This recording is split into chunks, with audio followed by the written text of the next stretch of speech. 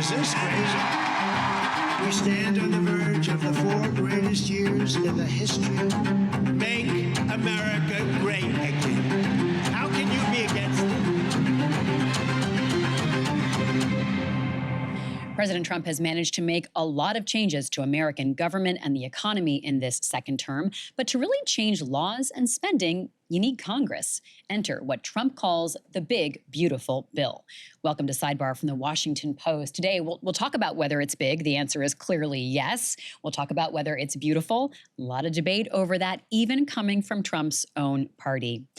I'm here with Rhonda Colvin and James Hohmann. I'm Libby Casey, your host. And there's so much on the line in this bill, politically, as well as in terms of what American laws and life look like for the next decade plus. So let's just dive right in to why, Rhonda, Republicans are trying to make this one bill the answer to all of their goals.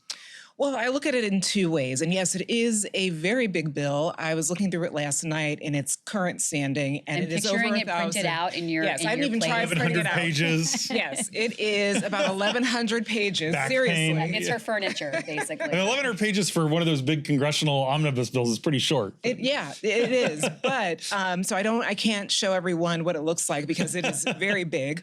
But to answer your question, I think there are two reasons why this is being packaged this way. One is, of course, reconciliation. That is a legislative tool that will allow legislation to be expedited through the Senate specifically and be filibuster-proof when it deals with taxes or spending or the deficit.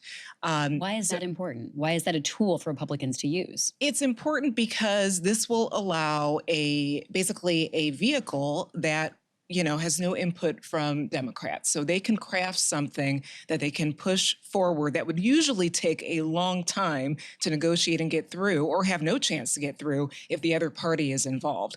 So legislatively and procedurally, I would say that one of the reasons everything has been compiled in this bill is because reconciliation can allow you to get anything through that deals with taxes or spending in this way. Before we move on to the other reason, James, tell us more about reconciliation.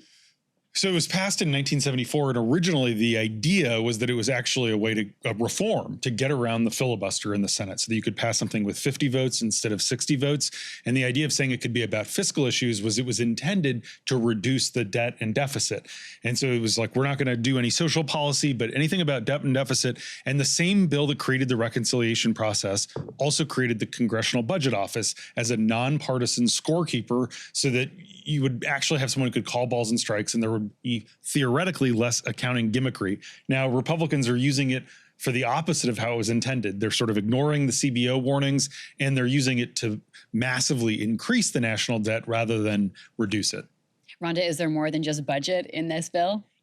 I think so. And I think anyone who has been around politics or observed how Congress works can also say the reason why you would want to put something this big together and sort of push it through is because of the politics involved. And you only have a very short window of time to pass something like this. Is this the second reason why they've lumped it all together? Right. This is like a one-shot deal. If this doesn't go through, the window starts to close. You are going up against the midterm election cycle that will be happening in earnest probably later on next year, but a lot of Republicans right now are a little nervous about where they might stand, especially in districts that are competitive. So the more nervous and skittish they get about their reelection chances, the more Congress wouldn't want to touch something like this. So it's often thought that when presidents have something that's this big, it's to get it done while they have the cards. And Donald Trump and Republicans do have the cards right now in terms of having the White House and both chambers of Congress. So time is of the essence when you look at the politics of it. James, we'll talk more in depth later about all the details here, but give us the overview of what is in this bill. It really is an omnibus. The main most expensive thing is it extends the 2017 Trump tax cuts. So if nothing happens at the end of the year, all the tax cuts for individuals at nearly all income levels go away. Corporate tax cuts were permanent. These were temporary. It increases the standard deduction. For the next 4 years, it would increase the deduction by up to $2,000 for married couples filing jointly and $1,000 for single filers to basically try to help lower income people. there's a big debate about how much, but it is going to increase the deduction for state and local taxes in order to win over Republicans from high tax states.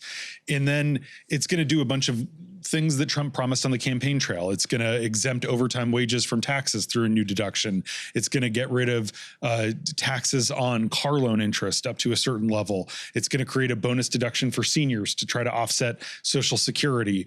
It's going to repeal Biden's student loan forgiveness. It does a lot. It funds the Iron Dome for America, a big missile defense program. It would fund 30,000 new agents to theoretically deport more than 1 million people from the country. They really are trying to get border defense and basically their whole wish list of tax cuts. Donald Trump was on Capitol Hill today, the president going to the Capitol to meet with House Republicans behind closed doors. Rhonda, what was his message and why is time of the essence right now on the Tuesday before Memorial Day? Yeah, you know, one thing that I noticed when he got to the Hill and also when he left a couple hours later, he is showing a sign of confidence and saying, we have a couple grandstanders. Those are his words. We have a couple grandstanders, but we're going to get past that. We're unified as a party. But when you look behind the scenes and you're listening to some of these Republicans who have concerns and who have already been holdouts, Trump's visit there was basically to be who he has been before with Congress, the Republican caucus in Congress, which is to be this deal maker and this closer, to put, you know, some pressure on any of those holdouts. That was his purpose today. In terms of who is holding out and why he would need to come to the Hill, you have, as James mentioned, the SALT Republicans. Those are Republicans from states that have higher taxes, so New Jersey, New York, California. They want to remove the cap or increase the cap on state and local tax deductions for state and local tax, right? Like not Yes. They're not salty. Yes, it has nothing to do with cooking. It's not the cooking caucus. How much they curse. Right, right. Okay. So they want to make sure their constituents have more ability to claim deductions in state and local taxes. So he, from what we're hearing from what happened inside the meeting, he told them to cut it out, don't grandstand. The other group of Republicans that have had a hard time with this are those who are looking at Medicaid adjustments, specifically changing the work requirements. And they also want those changes to Medicaid to come into effect earlier than what's in the bill right now to help pay for the Trump tax cuts. So that's the other thing that, you know, is underlying all of this is, in order to have those tax cuts that James just ran through, you have to snip away at the existing budget and existing programs. And the biggest way to do that is through Medicaid. There's also a camp of Republicans who are very concerned about rolling back some of the Biden-era climate change initiatives. That's also on the chopping block. A lot of them are saying, look, we are from districts who have enjoyed some of those tax credits, so let's keep that in there. Right now, they're quieter than the SALT Republicans and also the Medicaid changes Republicans, but they have kind of made their presence known in some of the earlier hearings to get this legislation through. Our colleagues created this great chart of the 5 families, the House Republican 5 families. And it's like out of like, you know, like a Shakespearean play or Godfather. Yes, because they really are like houses divided, a house divided and houses divided, James. Yeah, this Congress, they've really kept it all in the family. They only have a 3-seat majority, so they just can't lose that many people. And this originally started when Kevin McCarthy was Speaker. He would have a weekly meeting with the leader of these 5 different groups, and it sort of stuck. And right now, it really is helpful to see the dynamic and the state of play. So I'll go through, for those watching on YouTube, you can see the 5 families. On the right side, the most ideologically conservative group is actually the smallest, the House Freedom Caucus. They're the ones who want bigger cuts. So far, a third of the members have said they're not going to vote for the bill unless it has faster cuts to things like Medicaid, putting the work requirements in place earlier, for example. Then next to them, the biggest group by far is the Republican Study Committee. They're go along to get along kind of guys. They're going to be with leadership. Then the Republican Main Street Caucus, it that's basically Don Bacon's group, the Republican from Nebraska who's no on Medicaid cuts. Then the Republican governance group led by David Valadao, a guy from a district Kamala Harris won.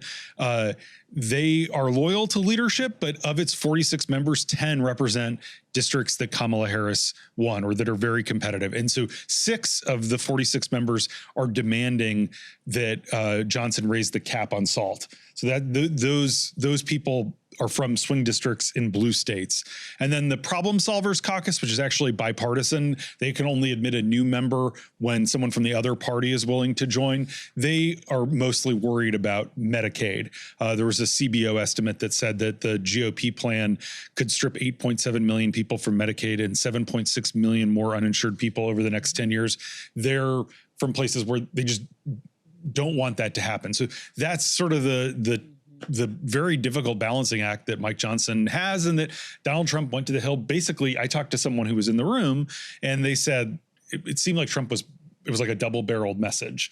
And so he was like telling the spending hardliners, like, I'm more fiscally hawkish than you are, and these are a lot of cuts. Don't demand more. And then he told the salt people, like, I'm from New York, I get it, but we're giving you enough. Like, he basically is saying, this is good enough. Put your pens down. And I'm not sure that that will work, but he does have quite a bully pulpit, and today he used it. Rhonda, I want to talk about how they've even gotten this far, because as you've both been explaining, there's a lot of competing agendas and concerns here for people trying to win re-election and not get primaried or not get defeated by a Democrat. So how have they even managed to get this far? Well, this has been going on for a few months now. Basically, since Trump was inaugurated and the new Congress began, there has been talk of the One Big Beautiful Bill. That has been a nickname, but I will add that if you download the 1,100 pages of this bill, there is a citation there that says it can be referred to as the One Big Beautiful Act. So just letting everyone know that.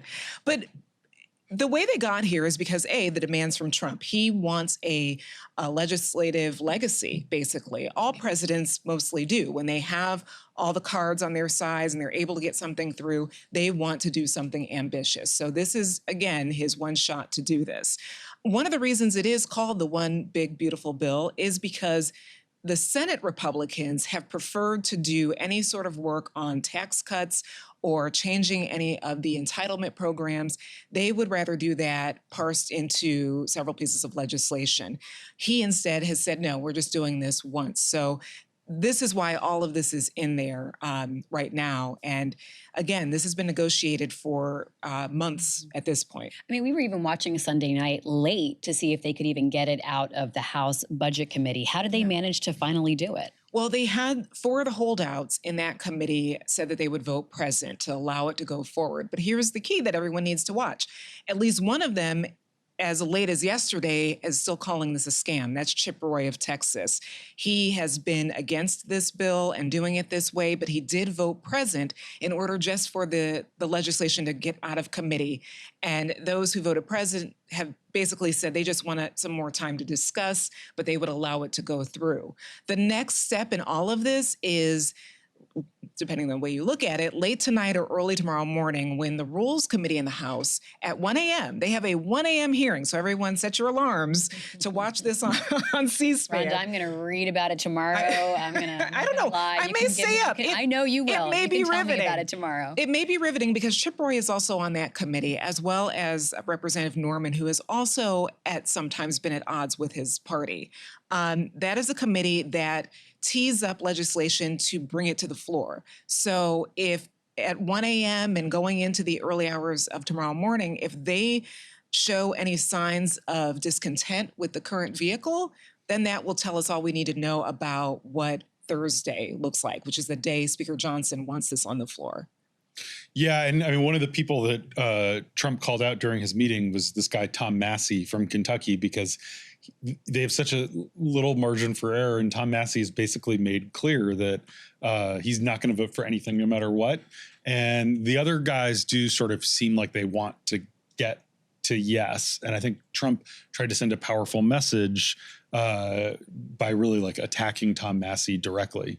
Let's listen to that tape. I don't think Thomas Massie understands government. I think he's a grandstander, frankly. He'll probably vote. We don't even talk to him much. I think he should be voted out of office. And I just don't think he understands government. If you ask him a couple of questions, he never gives you an answer. He just says, I'm a no. He thinks he's going to get publicity. Flanked by, among others, Speaker Johnson, who sort of has that yeah.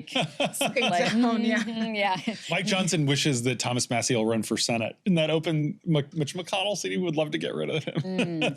So Trump is going after a member of his own party, obviously. What sort of threat is Thomas Massie really under? I think Massey's going to vote no, and he is in a safe district, and he does have a big following. But I think that's about sending a message to everyone else. Like, you may think you're holding out for your wealthy homeowners in your district. I mean, he called out Mike Lawler from New York and said, on the other end of the spectrum, who's one of the SALT Republicans, and Harris won Lawler's district. And Trump said during this private meeting, look, Mike, if you lose, it's not going to be because of SALT. It's going to be because you were going to lose anyway. And so he's basically signaling, like, Trump people are going to stay home if you're not with me on this bill. And also taxes are going to go up if you let them expire. I mean, the weird thing about the SALT deduction is that the law that caps how much you can deduct from your state and local taxes, the cap would go away if they pass nothing. So there are certain people for whom it would actually be advantageous in his district if nothing happens at all. He doesn't mind if they don't get extended. It's just a political headache if you have the president coming after you and telling Republicans to stay home. So that's how complicated it is in the House. Rhonda, you mentioned that the Senate had a different approach, but we're already hearing like some people in the Senate agitate a little bit, especially when it comes to Medicaid. Now, Trump has said we're not making cuts to Medicaid, but they are increasing work requirements in this, Rhonda. So talk us through first, how can there be two different perspectives? How can Democrats say there are going to be hundreds of thousands of Americans who lose their health insurance, who are off Medicaid, and yet the Republicans are like, we're not changing anything?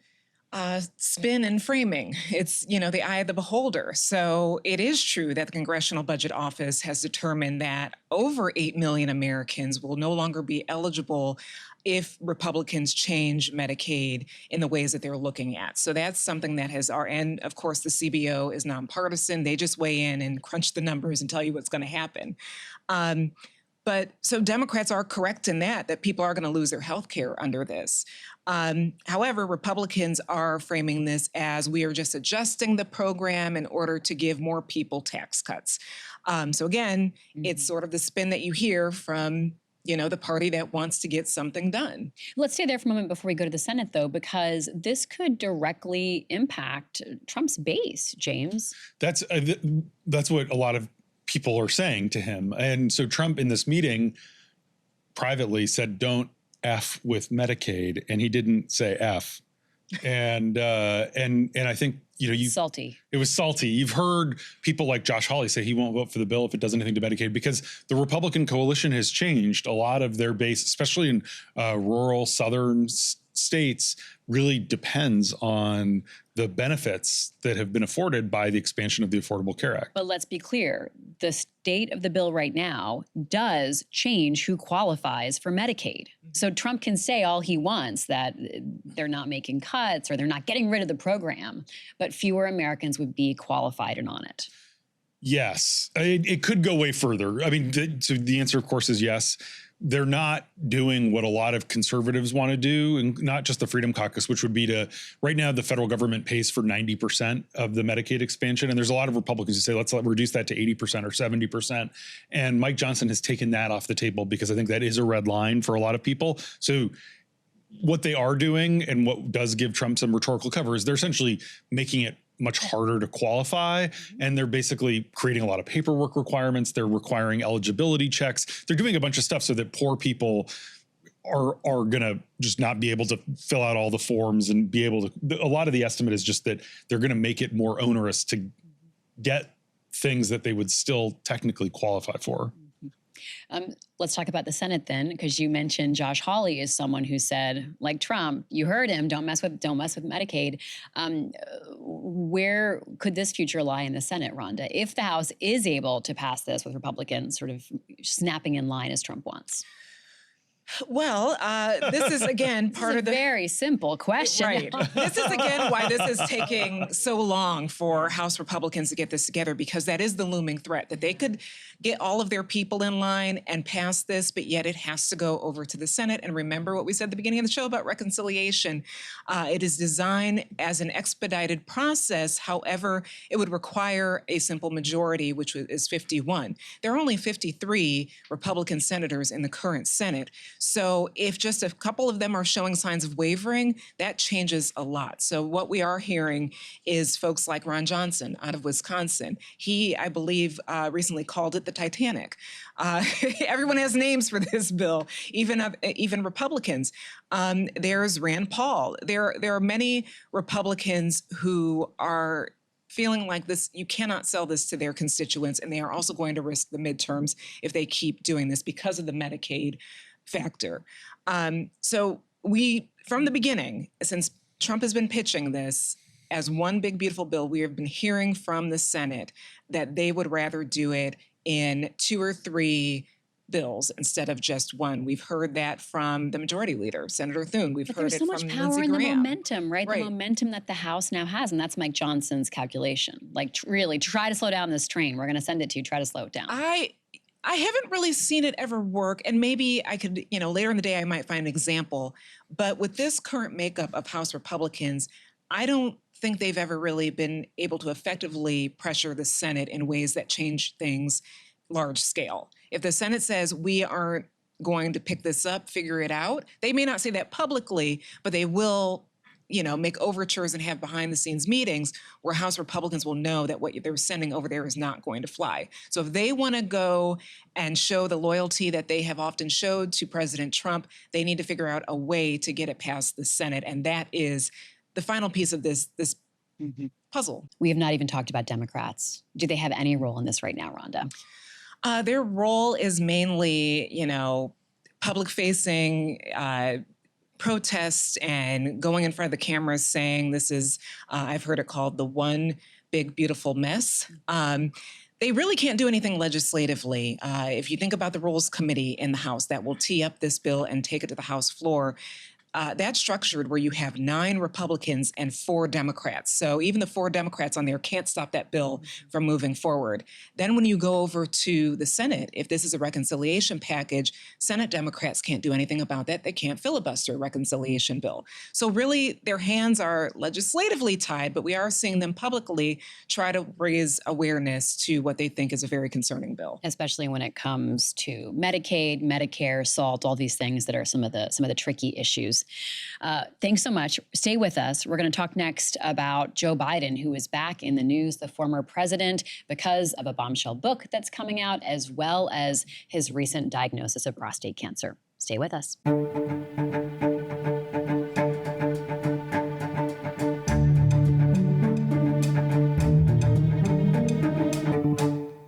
This is Sidebar from the Washington Post. Let's talk about President Joe Biden, the former president, and his team revealing that he's just been diagnosed with prostate cancer, and it is very serious, James. It is. It's an aggressive stage 4 prostate cancer that has spread to the bone. So he went into the hospital last week, had some tests done.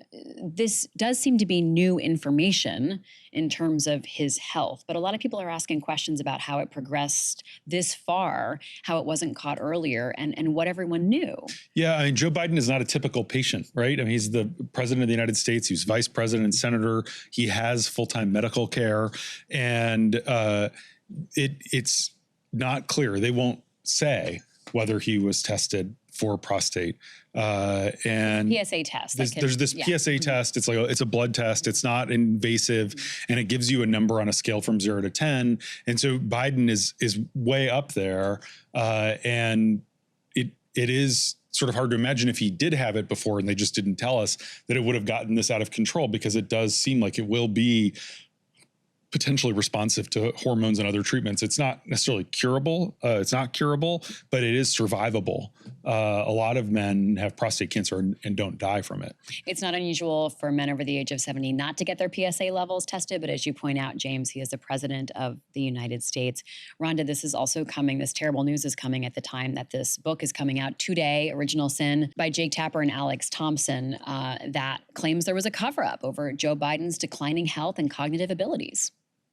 Yeah, I think a lot of people are also thinking that the two need to be separated, that if there is reporting that there was a cover-up in the White House about his mental abilities to run the government and also run for re-election, that's a separate conversation from some of the concerns that I've heard raised about the timeline of his cancer treatment, or how he did not know he had this aggressive form when he was president and, went to regular doctor appointments. I think is giving Washington a lot to talk about right now. But I do think one of the big questions is, from a national security perspective, how would a president who does have, the best medical care, how did he not get this, why was this not diagnosed earlier? And did that have any effect on his presidency? So those are questions I certainly cannot answer. But I do think that's one of the things being raised about what type of medical care did he have while being president? And what type of care do all presidents receive? And do they have choices in what tests that are run, And transparency, right? Yeah. I mean, I think like some presidents have been a lot more open about their medical records. Both Trump and Biden have given updates that basically are doctors saying they're in good health, they're fine, they're fit to lead. But, Barack Obama and George W. Bush put out their PSA scores, that score on the prostate level. And, Obama was younger than you would typically be screened for prostate when he was president, but they did it out of an abundance of caution. And I do think we've gotten into this gerontocracy where we've had the two oldest presidents, and they should be upfront with the American people about their health. I mean, are we also though? I'm old enough to remember when Donald Trump wrote his own medical statement, right, and had the medical person give it out as though he'd written it himself. And so there is this question about transparency on both sides of the aisle. For sure. Ironically, I think that's a very fair point. In 2016, Trump gave an interview to Dr. Oz, the TV host then, who's now running Medicare and Medicaid for him.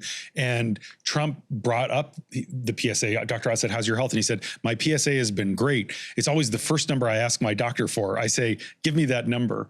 And at the time, Trump was 70 years old. So there is some kind of irony that Biden wasn't getting that test. Yeah, the one thing that I think, too, that might raise eyebrows is how Trump is using this information. We first saw him put out a social media post saying that he and Melania were thinking of the Bidens at this time. But when he was on the Hill this morning, he talked about how the last 4 years were illegally run, and it had, some tones of claiming that Biden was somehow not fit to be the president, and perhaps his health had impact on that. So this does open up a window, a political window, where you do have Republicans who are saying, see, we said he wasn't fit to be president, and question some of the decisions that Biden made. So there's that side of it too, that with the publishing of this book and questions about his health, this does open up another area. That's, to me, it's kind of queasy to talk about somebody's health and we don't have all the answers, but it does look like ammunition, or it could grow into ammunition from the other side of the aisle. Well, then it also gets mixed into things that are just false, right? Like the AutoPen was doing all the work in the White House. I'm exaggerating, but the search for truth gets very muddied because of politics and agendas. So, yeah. James and Rhonda, thank you so much. We'll keep following all these stories. Rhonda, you're going to have a very busy week, so I hope you have some very comfortable shoes on, ready to run around. I'm going to be asleep at 1 a.m., but I'm glad you're going to be monitoring that. You're not going to get text from me? You don't want the text and telling you what happened in the Rules Committee meeting at 1 a.m.? Maybe a catch-up in the morning might be nice. Maybe. Thank you for sticking with it. I'm Libby. We'll see you next time on Sidebar. We broadcast on Tuesdays and Thursdays here at the Washington Post. Find us on YouTube or on your favorite podcast app. Talk to you soon.